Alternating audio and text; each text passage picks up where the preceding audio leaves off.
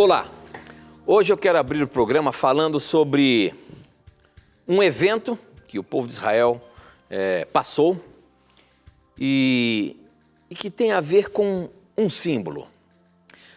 Nós sabemos que a serpente se tornou um símbolo do mal, mas por ocasião do povo de Israel ali, quando eles estavam passando pelo deserto e começaram a ser picados por cobras, Deus pediu para que Moisés fizesse uma serpente de ouro e colocasse num poste.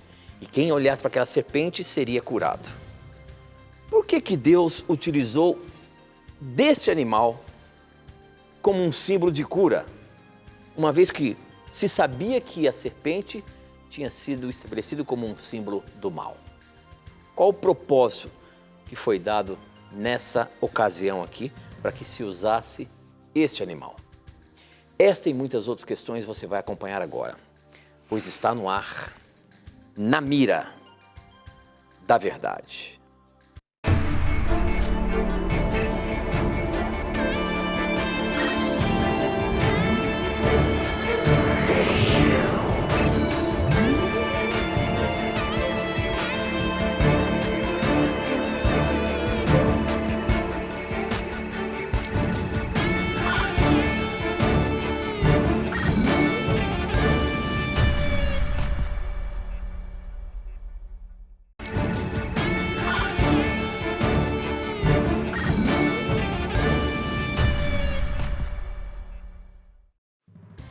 Olá, já estamos começando mais um programa Na Mira da Verdade e é sempre muito bom, como eu sempre digo aqui, estar na sua companhia. Há tantos anos estamos juntos e sempre pra gente é um prazer, logo na segunda-feira, estar aqui compartilhando com você a palavra de Deus e juntos podemos estudar.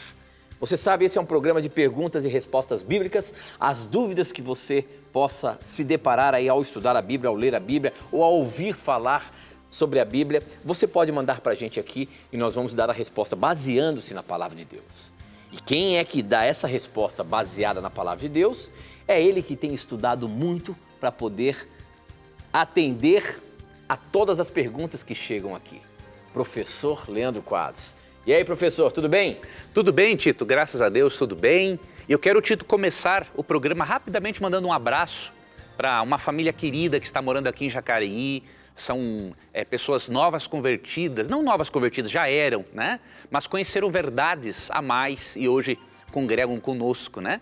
Mandar um abraço para o Bruno, né? A esposa dele, a Esther, e para as filhas, a Marina e a Suzana, né? Que Deus abençoe muito a vocês, a família de vocês, que o Papai do Céu continue os guardando, né?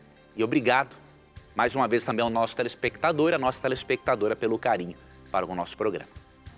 Eu não poderia deixar de fazer uma homenagem particular aí, viu, professor? Porque já são muitos anos juntos. Eu queria mandar um beijo para a minha esposa. Hoje nós completamos 20 anos de casados e eu só tenho que agradecer a Deus pela família que Ele me deu, pela esposa que Ele me deu. Um beijo, você, te amo, meu bem. Obrigado por 20 anos estarmos juntos. Não podia deixar de fazer isso, professor Leandro. Coitada, ela aguentou muito você, né?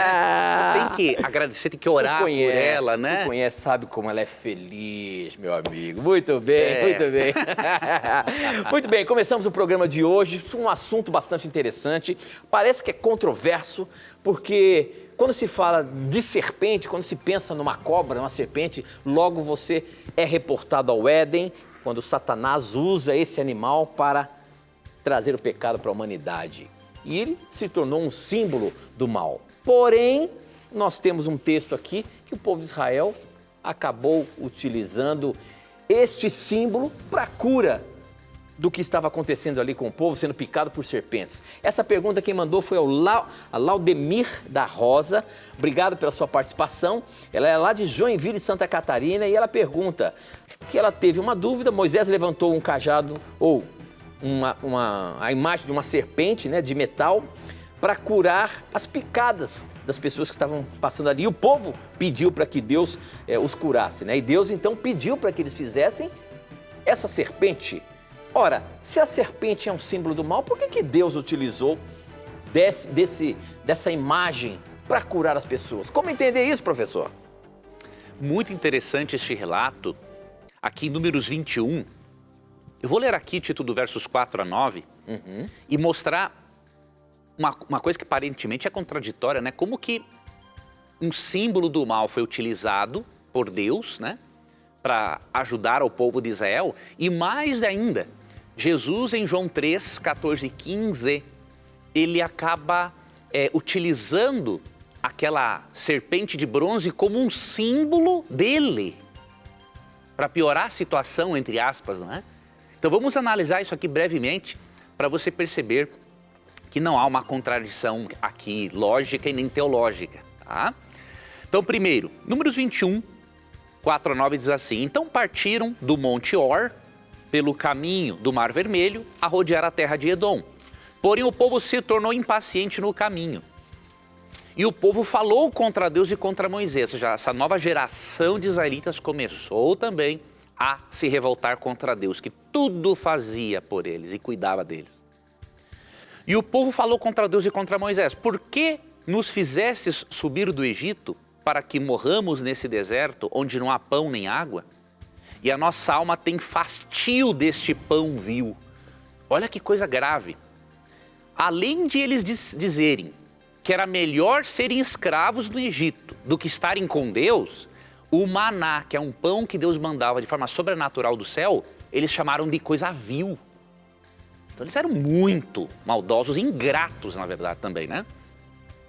Então o Senhor mandou entre o povo serpentes abrasadoras que mordiam o povo e morreram muitos do povo de Israel. Aqui Deus executou o juízo porque ele sabia que aqueles rebeldes não tinham mais volta. Todo pecador que tem volta, né, aqui Deus preservou. Aí você vai ver aqui adiante. Veio o povo a Moisés e disse, havemos pecado. Ou seja, tinham pessoas que reconheciam que tinham pecado contra Deus. Outras não iam reconhecer mesmo. Então, Deus enviou um juízo antecipatório para elas. Havemos pecado porque temos falado contra o Senhor e contra ti. Ora o Senhor que tire de nós as serpentes. Então Moisés orou pelo povo. Disse o Senhor a Moisés: faze uma serpente abrasadora, ponha num altar, numa haste ou melhor, e será que todo mordido que a mirar viverá. Fez Moisés uma serpente de bronze e a pôs sobre uma haste. Sendo alguém mordido por alguma serpente, se olhava para a de bronze, sarava. Então essa era uma forma de a pessoa demonstrar fé em Deus. Ele se utilizou daquilo que estava causando mal para eles, mandou fazer uma serpente de bronze, colocou numa haste, e aquele que obedecesse à palavra de Deus em olhar para aquilo, estava demonstrando fé na palavra de Deus e ele seria curado. Tá? E aí vem a pergunta, mas por que Deus utilizou isso? Primeiro, não era idolatria, né? Tanto que Deus não ensinou eles a venerarem e nem adorarem. Você vai para 2 Reis 18:4, quando o povo de Israel depois começou a idolatrar aquela serpente de bronze, Deus utilizou um dos reis e mandou destruir, né? Porque não era esse o propósito. Mas em João 3, 14 e 15, Jesus diz assim, e do modo porque Moisés levantou a serpente no deserto, assim importa que o Filho do Homem seja levantado, olha só, para que todo que nele crê tenha a vida eterna. Olha, Cristo pegou aquele símbolo, assim como a serpente foi levantada no deserto e quem olhasse para ela seria curado, eu serei levantado sobre uma cruz e quem olhar para mim, né, quem crer em mim, vai ser salvo. Por que isso não é uma contradição? Porque na Bíblia, um símbolo pode significar coisas diferentes e até mesmo antagônicas. Quer ver um exemplo? Em Apocalipse 5:5, Jesus é comparado a um leão. Por quê? Por causa que o leão também simboliza a realeza, né? Então ele é chamado de o leão da tribo de Judá, né? Porque ele é rei. Só que em 1 Pedro 5:8, o diabo é comparado a um leão. Por causa de um outro aspecto do leão. Destruidor, devorador. Então, o mesmo símbolo pode se referir a seres totalmente antagônicos. O leão pode simbolizar Jesus em sua realeza e o diabo na sua capacidade de destruição. A serpente da mesma forma. ela é um símbolo do mal, né? Apocalipse 12, 9 nos explica que a serpente falou para a Eva e enganou-a para também enganar Adão, porque Satanás usou a serpente como médium para fazer isso. Então se tornou um símbolo do mal. Só que ao mesmo tempo, Romanos 8, 13 e 4 diz que Cristo veio em semelhança de carne pecaminosa. Ele não veio com uma natureza pecaminosa, veio em semelhança. Por isso o emprego da serpente. Né? A serpente representa o Cristo vindo num aspecto físico semelhante à carne pecaminosa. Ele não era pecador, ele não tinha uma natureza pecaminosa.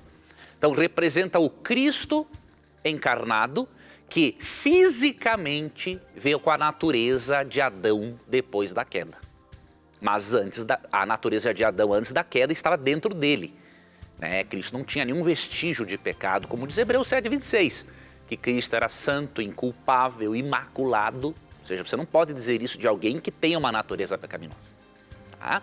Então, esse símbolo foi aplicado por Cristo a ele mesmo.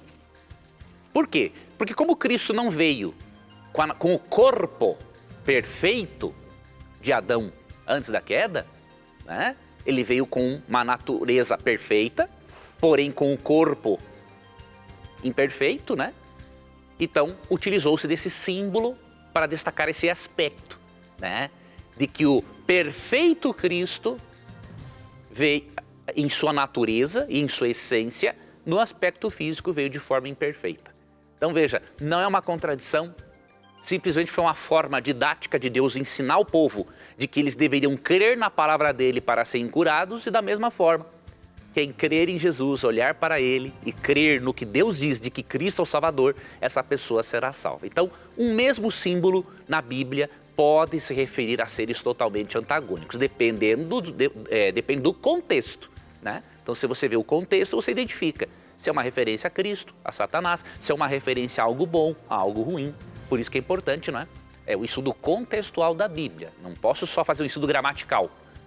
Ah, não, essa palavra diz isso, mas essa mesma palavra, ela pode significar uma outra coisa num contexto diferente, tá bom? Muito bem, muito bem. Para você mandar as suas perguntas, você pode usar o SMS. O número é 12 981510101. Eu recebo aqui no aparelho celular. Na hora, você pode mandar a sua pergunta ou então usar as redes sociais, Facebook e Instagram.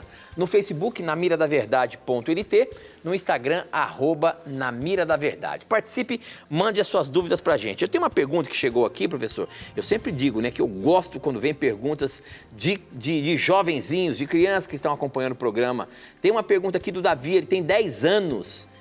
E ele está querendo saber o seguinte, tem um trecho em Números, ele colocou aqui em Números 22, eu não sei se é em Números 22 que aparece esse termo aqui, viu, Davi? A pergunta dele é a seguinte, professor, ele diz que em Números 22 diz assim, Deus os tirou do Egito e as suas forças é como a de unicórnio. E ele pergunta, como assim unicórnio? Pode-se dizer que esse animal existe ou existiu? O que quer dizer isso? Você lembra se tem na Bíblia esse animal, professor? Eu procurei aqui em Números 22 e não tá escrito isso, hein? Será que tem algum trecho aí? Eu até pedi para ele aqui, Davi, se você puder mandar o versículo, a gente gosta muito de responder as perguntas, as dúvidas dos nossos jovens que estudam a Bíblia. Então, eu queria que você mandasse para mim. Vamos fazer o seguinte, então. Estou pedindo para você mandar o versículo aí.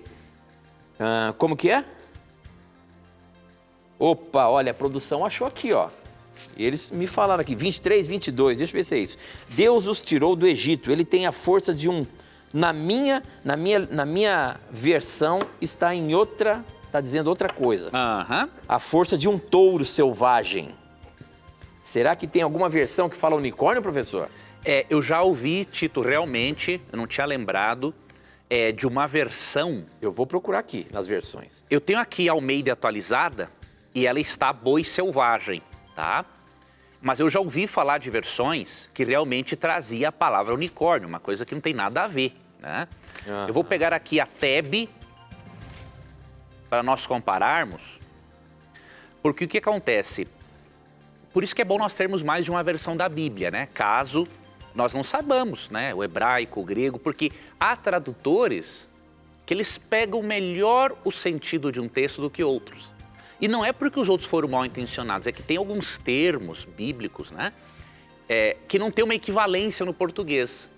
Por exemplo, animais em especial. Porque vários animais, alguns animais, os mencionados no texto, não existem mais. Então, o tradutor, ele tenta ver, bom, talvez o animal que mais se pareça com isso seja isso. Então, isso está na versão revista corrigida. Então. Tá escrito assim, professor, eu peguei aqui, ó. Deus os tirou do Egito, as suas forças são como as de unicórnio.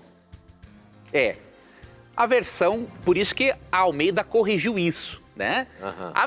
Sempre houve uma crença, né, popular, isso é muito enraizado em unicórnio, né? Então o tradutor da Almeida Revista Corrigida, ele não foi muito feliz em pensar que a Bíblia estava refletindo aquela cultura. Não estava refletindo aquela cultura. Por isso que a Almeida Atualizada já colocou boi selvagem, né? Vamos ver aqui a tradução ecumênica da Bíblia. Eu vou ver outras traduções aqui também enquanto isso, você vai vendo aí. Números 23, 22, vamos ver como é que eles traduzem aqui. Aqui, outra tradução, ó. Deus o fez sair do Egito, ele possui a força do búfalo. Né? Búfalo, boi selvagem, eram animais que realmente faziam mais parte do contexto deles, tá? Vou pegar aqui mais uma tradução. Ó, na Almeida Revista e Atualizada, eles já corrigiram também para boi selvagem. Foi o que eu li aqui, exatamente. Era um animal de chifres, né? De repente, um chifre pode... Tem algumas versões que pode ser até traduzido como rinoceronte também, viu, professor? Tem. Mas essas traduções aqui, por exemplo, eu confio muito na TEB, Tradução Ecumênica da Bíblia. Ela é muito precisa, tá? Vamos ver aqui, ó. Na nova versão transformadora. Vamos ver como é que eles traduziram aqui. Também, ó. Deus os tirou do Egito. Ele é forte como boi selvagem. Então isso acontece porque os tradutores, alguns tradutores pegam melhor o sentido do texto que outros. E tem outro detalhe, queridos. A língua, a compreensão da língua evolui. A descoberta de manuscritos bíblicos mais antigos também permite que os tradutores evoluam na tradução do texto. Então, meu jovenzinho, muito boa a sua pergunta, tá? Mas lembre-se o seguinte, a tradução Almeida corrigida, ela está, digamos, desatualizada em relação a isso. Não existe esse animal, né, professor? Não, a Bíblia nunca ensinou a existência dele. A Bíblia às vezes menciona alguns animais que culturalmente as pessoas acreditavam ter existido, mas só para facilitar a comunicação com essas pessoas. Mas a Bíblia nunca defendeu, por exemplo, fala em dragão. A Bíblia nunca ensinou que existe o dragão, mas como o dragão existia naquele contexto popular, ou seja, na mente das pessoas, então a Bíblia usa a linguagem delas para Deus poder comunicar as verdades que ele deseja.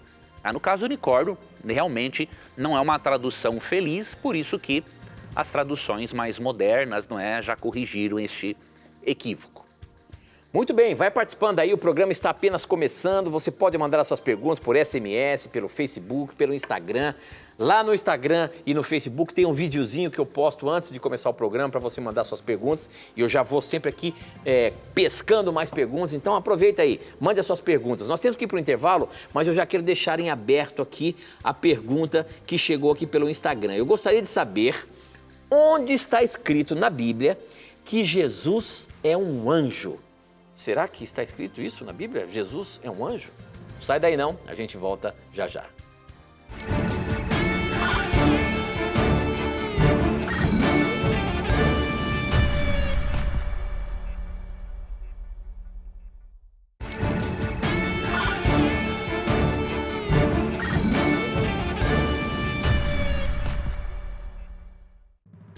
Já estamos de volta ao vivo e é muito bom ter a sua companhia aqui. Eu sempre digo, é você quem faz o programa acontecer, mandando as suas perguntas para a gente. Participe aí, mande as suas dúvidas, os seus questionamentos e vamos juntos aprender um pouco mais da Palavra de Deus. Então a pergunta que ficou em aberto aí é a seguinte: onde está na Bíblia escrito que Jesus é um anjo? Existe algum lugar que fala isso, professor? Nós temos que evitar aqui, temos que ter um cuidado com uma coisa. a Bíblia não ensina que Jesus é um anjo, tá? Os anjos são seres criados por Deus e inclusive por Cristo. Tá? Você lê, por exemplo, Colossenses 1,17.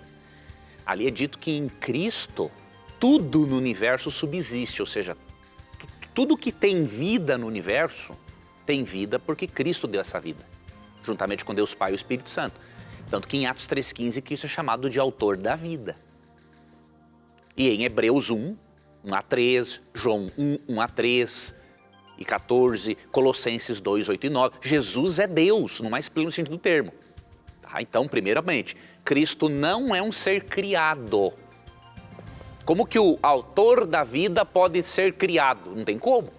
Se Cristo foi criado, ele não pode ser o autor da vida, como diz Atos 3,15. Outra coisa, em Isaías 9, verso 6, Cristo é chamado de Pai da eternidade. Como que alguém pode ser Pai da eternidade se ele foi criado? Não tem lógica?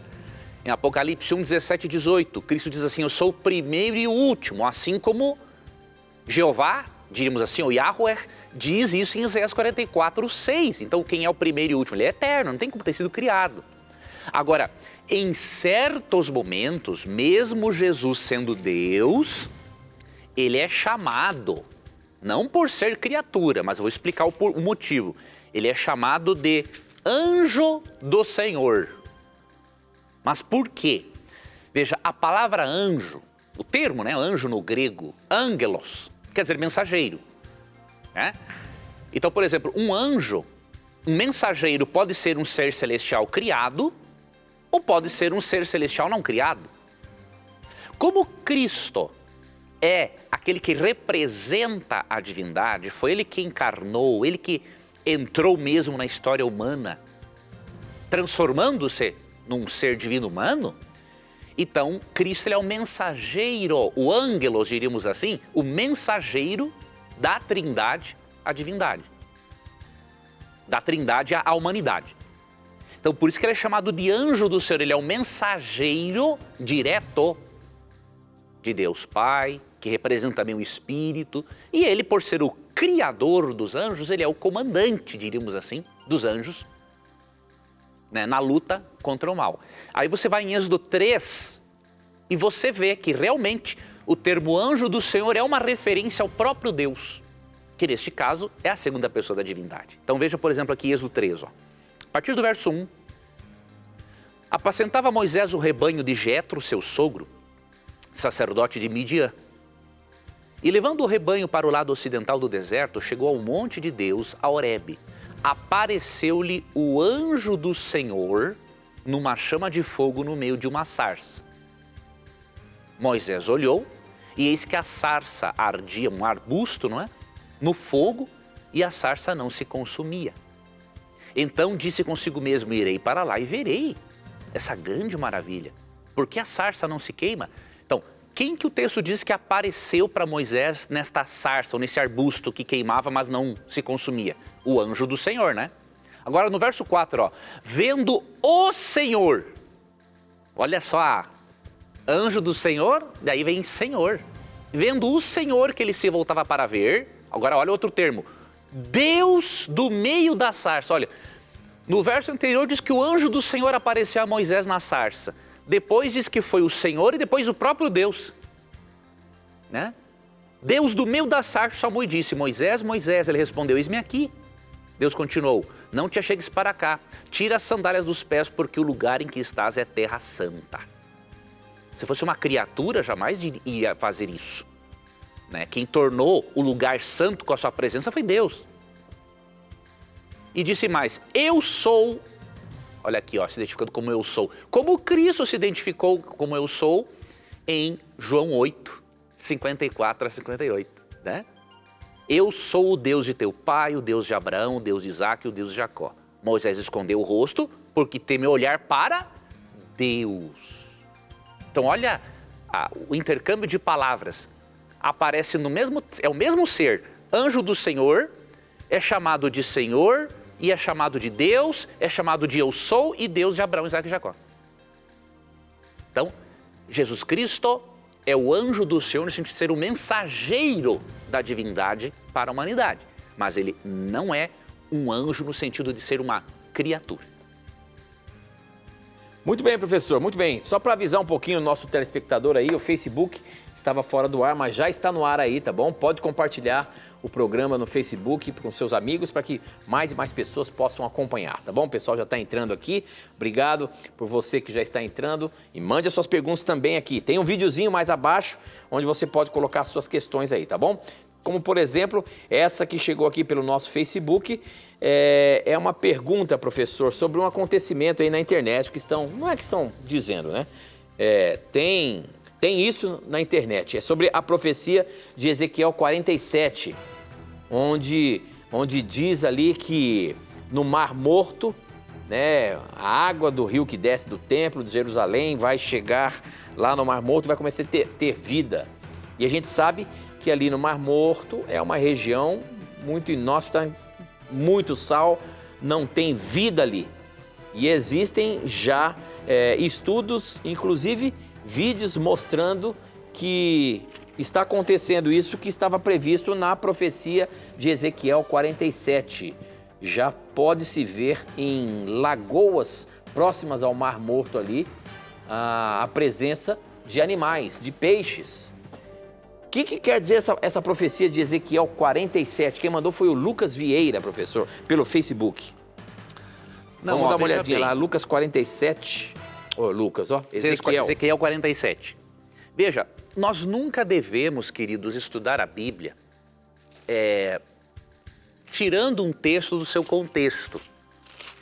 Ó, só quem tem a autoridade para pegar um texto e aplicá-lo de uma outra forma é o profeta, tá? Que é inspirado. Então, Paulo, por exemplo, ele, por inspiração de Deus, do Espírito Santo, né? Ele se utiliza de textos bíblicos, que obviamente não estão descontextualizados, ele era muito fiel ao que os profetas anteriores disseram, porque um profeta que contradiz o profeta anterior é um falso profeta, né? Mas Paulo, ele pegou certos textos e foi aplicando em situações diferentes, porque o Espírito Santo o guiou para isso. Agora, você e eu não podemos fazer isso. Nós não somos profetas. Tá? Nós recebemos de Deus a iluminação para entendermos a Bíblia, não a inspiração. É diferente. São conceitos totalmente diferentes. Só quem é inspirado, estou falando assim, teologicamente falando, só quem é inspirado é o profeta. O estudante da Bíblia, por não ser profeta, ele é iluminado para compreender. Tá? Então, você, por exemplo, você não pode pegar Ezequiel 47 e simplesmente porque você vê algo parecido na história atual, você achar que o texto se refere a isso. Não, ele tem um contexto muito específico. Tá? Deus está fazendo aqui uma promessa para Israel como nação. O que nós podemos fazer é entender, né, que estas águas purificadoras de Ezequiel 47, e os teólogos fazem isso, podemos relacionar isso com o rio da vida, lá em Apocalipse 21, que existe na cidade santa de Deus. Por quê? Porque a ênfase dos autores bíblicos, olha que interessante, nunca é no restabelecimento de Israel como nação ou de Jerusalém como sendo o centro do planeta. Não, a ênfase deles está na cidade santa, celestial, não na daqui da terra. Você pode ler, por exemplo, Hebreus 11, 10 e verso 16. Diz que até Abraão almejava a cidade da qual Deus é o arquiteto e fundador. Então não há esta crença, né, de muitos irmãos evangélicos sinceros, né, que Deus vai restabelecer Israel e aí vai ter o domínio do anticristo, depois Jesus volta. Não, a ênfase da Bíblia não é mais no Israel como nação, é no Israel espiritual, que é a igreja, que é a continuidade de Israel. Tá? Então Ezequiel 47 não tem nada a ver com a atualidade, ele está num contexto muito específico. E o que os autores bíblicos fazem, como por exemplo o apóstolo João, é fazer uma aplicação, né, desse princípio, desse restabelecimento, dessa purificação de águas, a água da vida que sai do trono de Deus em Apocalipse 21. Então, não estudemos, queridos, a Bíblia desta forma. Uma pergunta muito importante que devemos fazer, né, quando vamos estudar a Bíblia é a seguinte, ó. Como que o leitor autor original entendeu o texto. E, até a mais importante, o que Deus intencionava em comunicar com esse texto para o povo daquela época. Aí sim, quando eu entendo a intenção original de Deus, a intenção original do profeta, aí eu posso aplicar esse texto corretamente à minha vida. Se eu aplicar o texto diretamente, como é este o caso, né?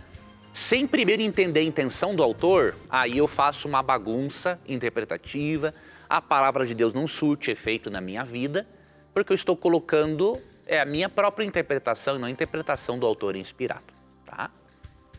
Ok, muito bem, professor. Tem uma outra pergunta aqui, uma pergunta interessante. Deixa eu ver o nome da pessoa, da Lucimar. Ela diz, eu sou católica, gosto muito do programa, pois aprendo bastante. Obrigado, Lucimar, a sua pergunta foi pescada e está na mira da verdade. Eu queria saber o que Jesus quis dizer com deixe que os mortos enterrem os seus mortos. Esse termo aí que Jesus disse, deixe que os mortos enterrem os seus mortos, não é um tanto quanto complicado de entender, professor, uma vez que a gente prega a imortalidade da alma? Vou procurar aqui o texto para eu ler. Vamos ver. Não que a gente prega a imortalidade da alma, a gente crê que não há imortalidade da alma, né? Vamos ver se aqui, se eu estou lembrado, se é Mateus 8. Vamos já dar uma olhadinha aqui. Vai me ajudando aí na pesquisa. Vamos ver Mateus 8.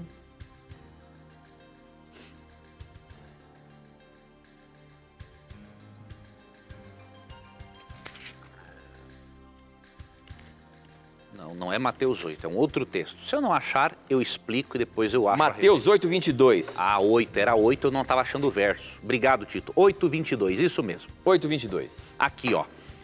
Vamos ler do versículo 18 para podermos entender o que Cristo quis dizer no verso 22, ó. Vendo Jesus muita gente ao seu redor, ordenou que passassem para outra margem. Então, aproximando-se dele, um escriba disse-lhe, mestre, seguir-te-ei para onde quer que fores. Mas Jesus lhe respondeu, as raposas têm seus covis e as aves do céu ninhos, mas o filho do homem não tem onde reclinar a cabeça. Então Cristo falou, tu quer me seguir? Lógico que eu vou ficar muito feliz com isso, mas saiba que para ser um discípulo meu que me acompanha diariamente no meu ministério, eu sou um indivíduo, tenho a minha casa, mas sou itinerante. Então nem todos têm esta disposição, né? Dessa itinerância no ministério. Verso 21, e outro dos discípulos lhe disse, ó, enquanto um disse que seguiria ele de qualquer jeito, né? Não importa o que acontecesse, o outro já fez o seguinte, ó, Senhor, permite-me ir primeiro sepultar meu pai.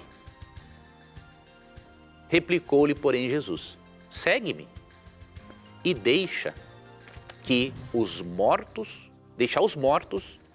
sepultar os seus próprios mortos. Na verdade, o pai deste homem ele não estava morto ainda. Então ele estava dando uma desculpa, dizendo assim, ó pai, Cristo, depois que meu pai morrer e eu o enterrar, aí eu vou te seguir. Cristo, não. Me seguir tem que ser hoje.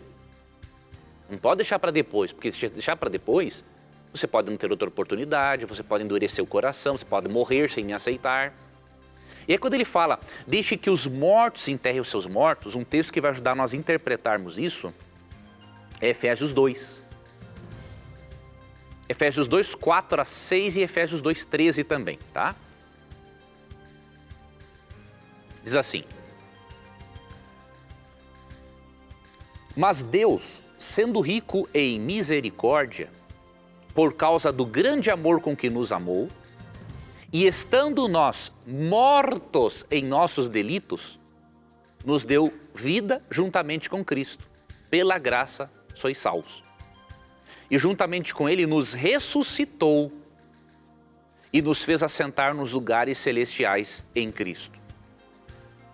Verso 13. Mas agora em Cristo Jesus, vós que antes estáveis longe, fostes aproximados pelo sangue de Cristo. Então, a pessoa que não aceita Cristo, de acordo com esse texto, ela está morta em seus delitos, morta espiritualmente. né? Então, quando Cristo diz que deixe que os mortos enterrem os seus mortos, falou assim, ó, deixe que aqueles que estão mortos espiritualmente, se preocupem com quem realmente morreu. Quanto a você, o teu principal papel é me seguir. E além do mais, seguir a Jesus não impediria, de algum momento, caso o pai dele viesse a falecer, de ele vir e participar do velório do seu pai. Então, Cristo está falando daqueles que não aceitaram. Ele falou assim, ó, você não tem que rejeitar o seu pai, mas a tua principal meta tem que ser me seguir. E aqueles que estão espiritualmente mortos porque não me aceitam como Salvador, deixa que eles se preocupem principalmente com isso. Quanto a você, você me segue. E o mais vai se resolver. Então é isso que Cristo quis ensinar.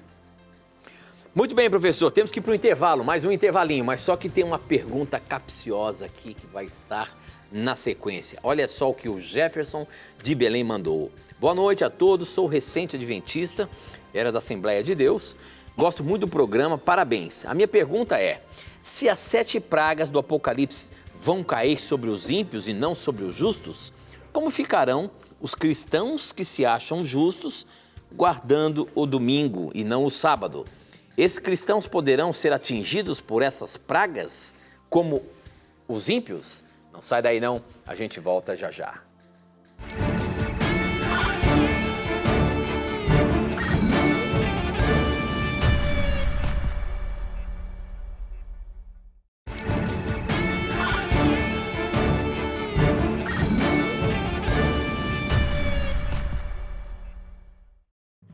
Já estamos de volta e a pergunta que ficou em aberto aí, uma das perguntas capciosas, professor Leandro Quadros. Como é que ficarão aí? A pergunta do Jefferson de Belém. Se as 7 pragas do Apocalipse irão cair sobre os ímpios e não sobre os justos, como ficarão aqueles cristãos que se acham justos, mas ainda guardando o domingo e não o sábado? Esses cristãos poderão ser atingidos por essas pragas que cairão sobre os ímpios? E aí, professor, o que você responde? Veja, este é um assunto, obviamente, bem amplo, né? Não daria para abordarmos da forma como ele merece ser abordado nesse curto espaço de tempo. Mas, veja, Apocalipse 13 ensina que vai haver um momento em que 2 poderes, representados por 2 bestas, né? Ou 2 animais selvagens, um poder religioso e outro político, vão se unir. E isso vai causar uma perseguição ao povo de Deus, pouco antes da volta de Cristo, e essa perseguição vai envolver um boicote econômico, né? Por isso que Apocalipse 13 diz, né, 16, 17, que ninguém vai poder comprar e não vender se não tiver o sinal da autoridade do poder representado pela besta. Nós cremos, seguindo o método historicista de interpretação, que foi seguido por praticamente todos os protestantes de fala inglesa até o século XIX, mas infelizmente foi abandonado, né, esse método. Nós cremos que o poder religioso apontado em Apocalipse 13 representa Roma papal e o poder que vai se unir com Roma papal no fim dos tempos será os Estados Unidos da América. Tá? Isso não quer dizer que o Papa é uma pessoa má, os Estados Unidos é um país mau, não tem nada a ver uma coisa com a outra. Né? Vai haver uma união política religiosa, ou seja, a união entre igreja e Estado estraga as coisas. Não estou dizendo que o Estado tem que ser ateu, né? Ele tem que ser laico, mas não ateu. Como diz o Salmo 33, 12, né? Feliz a nação cujo Deus é o Senhor. Então, um Estado que não segue os princípios de Deus, ele não tem como ter a bênção de Deus. Mas realmente o Estado não pode ter uma religião oficial, porque isso só deu problemas ao longo da história. Então vai acontecer isso novamente, de acordo com Apocalipse 13. E quando nós estudamos Apocalipse 13, com Apocalipse 14, especialmente os versos 6 e 7 e o verso 12, nós vemos que este sinal da autoridade do poder representado por uma das bestas tem a ver com a lei de Deus. E aí você lê Apocalipse 14 e ali tem 3 recados urgentes de Deus para prevenir as pessoas de não adorarem ao poder perseguidor ou aceitarem a autoridade do poder perseguidor em Apocalipse 13. Então, capítulo 14 e capítulo 13 são sequências, tá? E aí o que acontece? Um desses pedidos de Deus é que, além de a pessoa aceitar o evangelho, ali no verso 6 do Apocalipse 14, que ela adore aquele que fez o céu, a terra, o mar e as fontes das águas. E no verso 12 diz que uma das características dos santos, dos crentes convertidos, perseguidos, é guardar os mandamentos de Deus e a fé em Jesus. Não é porque a obediência aos mandamentos salva. Simplesmente, a obediência é um termômetro que mostra o grau da fé que você tem em Deus. E aí, como o verso 7 fala em adorar aquele que fez o céu, a terra e o mar e as fontes das águas, e o verso 12 fala em obediência aos mandamentos, esse verso 7 do capítulo 14 é muito parecido com o Êxodo 20:11, que dá razão para guardarmos o sábado. Então veja, o evangelho eterno é pregado num contexto em que Deus convida as pessoas para o adorarem. E o único dos 10 mandamentos que lembra que Deus é o Criador de todas as coisas é o sábado. Então nós cremos que o sinal da autoridade de Roma papal será uma contrafação a este mandamento que diz para adorarmos aquele que fez o céu, a terra, o mar e as fontes das águas. E será, sim, no futuro, não hoje, a imposição da observância do domingo como dia santo no lugar do sábado. Aí você pode pensar, então quer dizer que todos os cristãos que guardam o domingo têm o sinal da besta? Absurdo pensar isso. Isso não é crença adventista. Então eu vou te mostrar, para você evitar, porque você vai ver na internet muita gente falando besteira sobre isso, porque não sabe o que está dizendo. Primeiramente, guardar o sábado não é garantia de que o indivíduo esteja com Deus. Tem pessoas que guardam o sábado e são perversas na forma de falar com as pessoas. Essas pessoas não têm Deus no coração. Agora, em contrapartida, tem pessoas, tanto na igreja adventista, Batismo Sétimo Dia e outras igrejas, pessoas que guardam o sábado e que o fazem não para serem salvas, mas como um desejo sincero de demonstrar a fé no Deus Criador. Porque o sábado tem esse propósito, levar a nossa mente para o Deus Criador. Então, os filhos de Deus estão em todos os lugares. Eles não vão se perder porque guardam o domingo. No futuro, quando for dado um decreto obrigando a pessoa a aceitar um falso dia de guarda, as pessoas vão ter informação do que é a vontade de Deus. Aí sim, quem se rebelar contra Deus, observando um falso dia de guarda, essa pessoa vai ser atingida sim pelas pragas, porque ela decidiu aceitar a autoridade do poder representado pela besta. Mas isso não vai acontecer porque com os cristãos que hoje guardam o domingo. Porque olha por exemplo, o que Ellen White diz. Vamos aqui para a cofundadora do Adventismo, para você entender que muitas pessoas na internet escrevem bobagem. Né? O Grande Conflito, página 383, ó. E em que corporações religiosas se encontrará hoje a maior parte dos seguidores de Cristo? Sem dúvida, nas várias igrejas que professam a fé protestante. Você percebe? A cofundadora do Adventismo não diz que a maior parte dos seguidores de Cristo está na igreja Adventista do Sétimo Dia. A maior parte dos seguidores de Cristo está nas várias igrejas que professam a fé protestante. Então tem muitos filhos de Deus sinceros que guardam o domingo e que no momento certo, no tempo, né, deles ali, que Deus atuar, eles vão entender isso. Tá? E aí você vai para a página 449, olha o equilíbrio. Né? Diz assim, ó.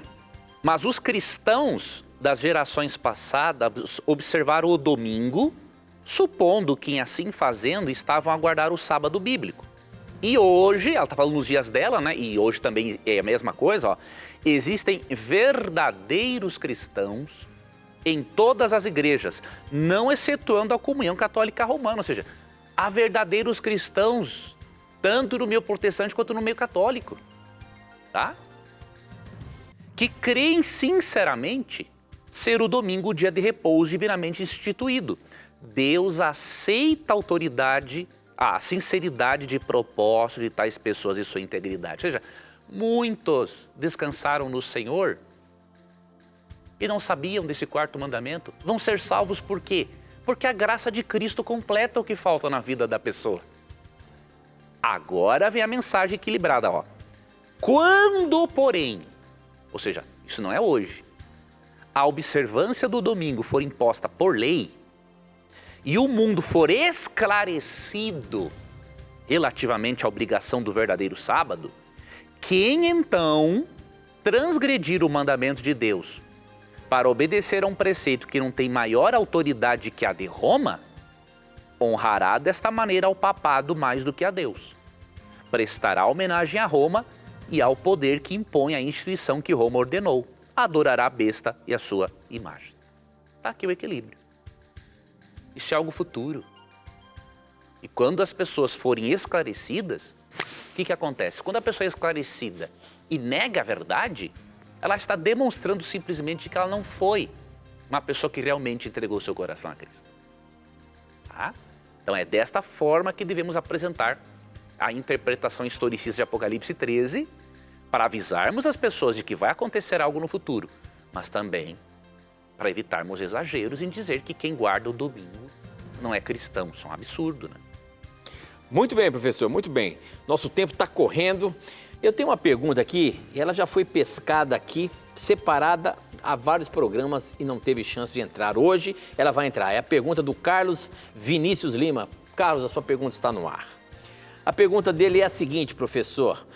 Quero saber se existem espíritos malignos que agem em áreas específicas.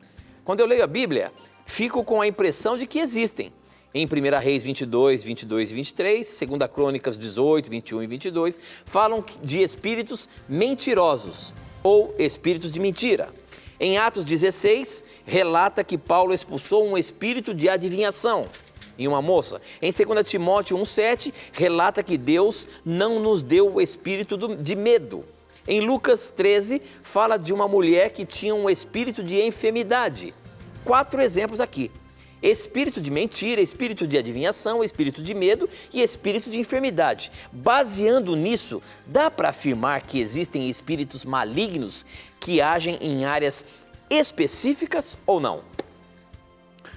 Tem um texto ainda mais claro a respeito disso em Daniel capítulo 10. Eu estou aqui destacando os versos. Aqui. Daniel 10, versos 12, 13, 20 e 21.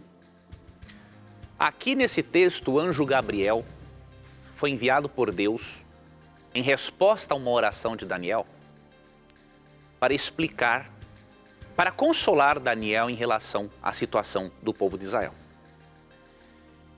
E aí Gabriel ele faz uma revelação interessante aqui sobre o conflito cósmico entre o bem e o mal. No verso 12, diz assim, ó, então me disse, não temas, Daniel, porque desde o primeiro dia em que aplicaste o coração a compreender e a humilhar-te perante o teu Deus, foram ouvidas as tuas palavras, e por causa das tuas palavras é que eu vim.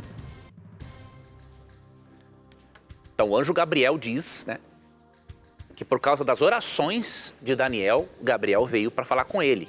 Deus o enviou. Segue o verso 13, ó. Mas o príncipe do reino da Pérsia me resistiu por 21 dias. Porém, Miguel, um dos primeiros príncipes, veio para ajudar-me. E eu obtive vitória sobre os reis da Pérsia. É óbvio que um ser humano jamais poderia impedir um anjo por 21 dias de chegar até Daniel. Tem lógica. Você lê na Bíblia que um único anjo de Deus, uma vez, punindo o exército assírio, matou 185 mil. E poderia ter matado mais que quisesse. Então, esse príncipe do rei da Pérsia, é óbvio, é um demônio poderoso que administrava a maldade na região da Pérsia. E a peleja entre... Não foi uma discussão bate-boca, imagine. O demônio ficar batendo boca. Não é discussão bate-boca, é uma luta mesmo. E aí, Miguel, que é um nome de guerra de Jesus, né? Como eu já falei, Jesus não é um ser criado. O nome Miguel quer dizer quem é como Deus, é um desafio a Satanás de querer ser como Deus, tá? E aí veio ajudar. E aí ele segue dizendo, né, explicando, e depois ele dá uma outra informação aqui no verso 20 e 21, ó. Sabes para que porque eu vim a ti, eu tornarei a pelejar contra o príncipe dos persas. Ou seja, antes dele voltar na presença de Deus, o demônio ia se interpor entre ele de novo. Só que agora ia ter uma outra ajuda do demônio. Ó. E saindo eu, eis que virá o príncipe da Grécia. Mas eu te declarei o que está expresso na Escritura da verdade. E ninguém há que esteja ao meu lado contra aqueles, a não ser Miguel, vosso príncipe. Ou seja, ele ia lutar de novo com um demônio que comandava a maldade na Pérsia e depois ia lutar contra o demônio que comandava a maldade na Grécia. Então o diabo, ele é sim organizado. E se o diabo é organizado, imagine como os filhos de Deus devem ser organizados e estratégicos para levar o evangelho e a verdade de Cristo a todo mundo. Então pode ser que tenha demônios específicos para cada caso. Não, tem mesmo.